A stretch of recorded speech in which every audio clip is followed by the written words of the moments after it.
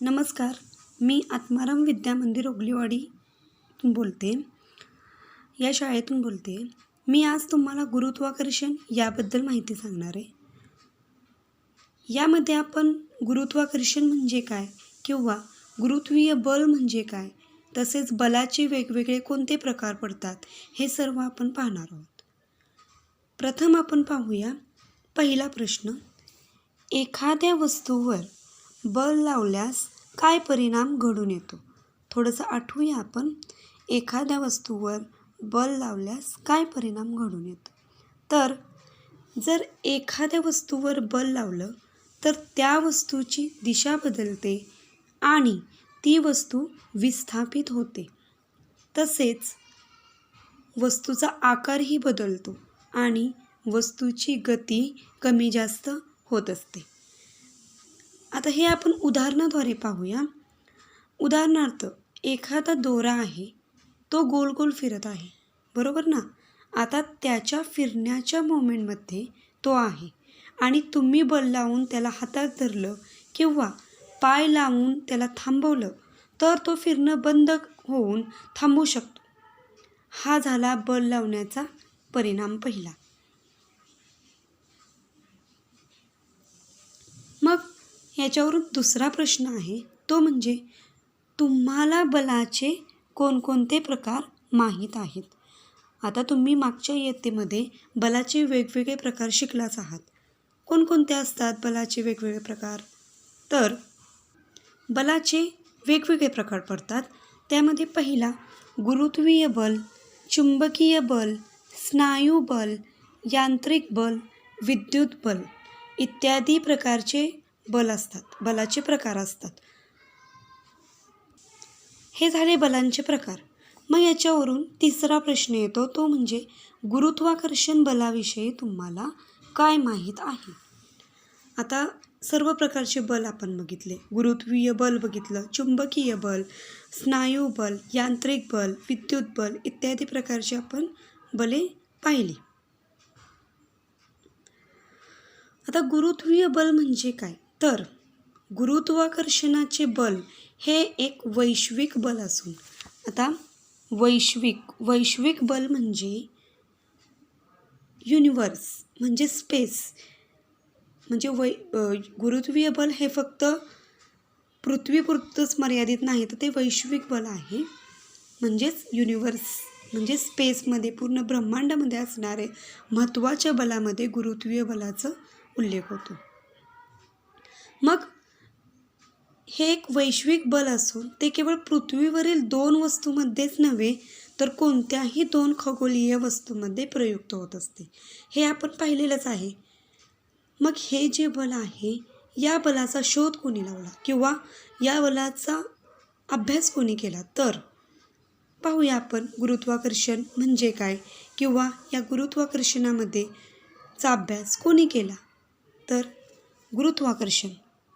गुरुत्वाकर्षण म्हणजेच ग्रॅव्हिटेशन, याला इंग्लिशमध्ये ग्रॅव्हिटेशन असे म्हणतात.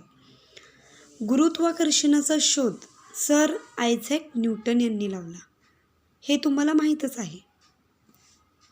मग आयझॅक न्यूटनबद्दल थोडी माहिती घेऊया. सर आयझॅक न्यूटन हे 1642 यांचा जन्म झाला आणि 1727 यांचा मृत्यू झाला. या आधुनिक काळातील अग्रगण्य शास्त्रज्ञ मानले जातात. त्यांचा जन्म इंग्लंडमध्ये झाला. त्यांनी गतीचे नियम, गतीची समीकरणे व गुरुत्वाकर्षणाचा सिद्धांत मांडला.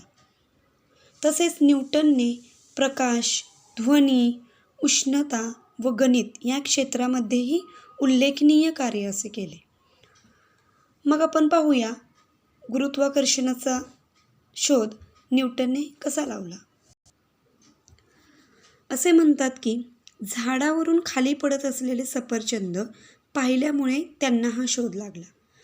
त्यांना प्रश्न पडला की सर्व सफरचंदे सरळ खालीच का पडतात, तिरकी का पडत नाहीत किंवा क्षितिज समान रेषेत का जात नाहीत? तर त्यांनी बराच विचार केला आणि बऱ्याच विचारांती त्यांनी एक निष्कर्ष काढला आणि तो म्हणजे पृथ्वी सफरचंदाला स्वतःकडे आकर्षित करीत असेल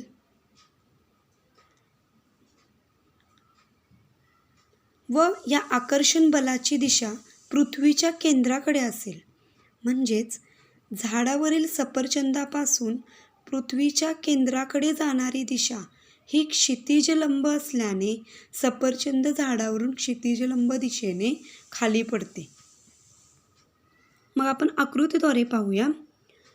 आकृतीमध्ये पहा, पृथ्वीवर एक झाड दाखवलेलं आहे. सफरचंदावरील बल, या पृथ्वीवर एक झाड दाखवलेलं आहे. सफरचंदावरील बल पृथ्वीच्या केंद्राच्या दिशेने असते, म्हणजेच सफरचंदाच्या स्थानापासून पृथ्वीच्या पृष्ठभागाला लंब म्हणजेच परपेंडिक्युलर असते. आकृतीत चंद्र आणि पृथ्वी यामध्ये जो असते ते गुरुत्वाकर्षण बल दाखवलेले आहे. आकृतीतील अंतरे जे आहेत ते प्रमाणानुसार दाखवलेली नाहीत, हे लक्षात घ्या. म्हणजेच याच्यावरून त्यांनी एक सिद्धांत काढला की पृथ्वीवर कोणतीही वस्तू असेल, गुरुत्वाकर्षण बल हे पृथ्वीचंच एक बल आहे, ज्यामुळे पृथ्वीकडे वस्तू ह्या आकर्षित केल्या जातात. आणि म्हणजे थोडक्यात असं सांगता येईल की ज्या बलांनी पृथ्वी वस्तूला आकर्षित करते, म्हणजेच ज्या बलांनी पृथ्वी वस्तूला आकर्षित करते त्याला आपण गुरुत्वीय बल असे म्हणू शकतो. कारण गुरुत्वाकर्षण बल हे एक पृथ्वीचंच बल आहे, ज्यामुळे पृथ्वीकडे वस्तू आकर्षित केल्या जातात किंवा खेचल्या जातात. थोडक्यात ज्या बलांनी पृथ्वी वस्तूला आकर्षित करते त्याला आपण गुरुत्वीय बल असे म्हणतो. म्हणजे याच्यावरून असं लक्षात येतं की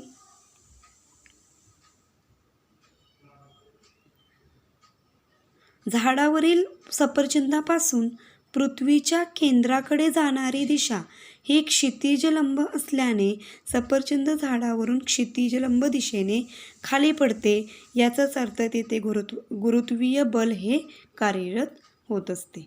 म्हणजेच गुरुत्वाकर्षणामध्ये गुरुत्वीय बल म्हणजेच पृथ्वीचं एक बल, ज्यामुळे पृथ्वीकडे वस्तू ह्या आकर्षित केल्या जातात आणि यालाच आपण गुरुत्वीय बल असे म्हणतो.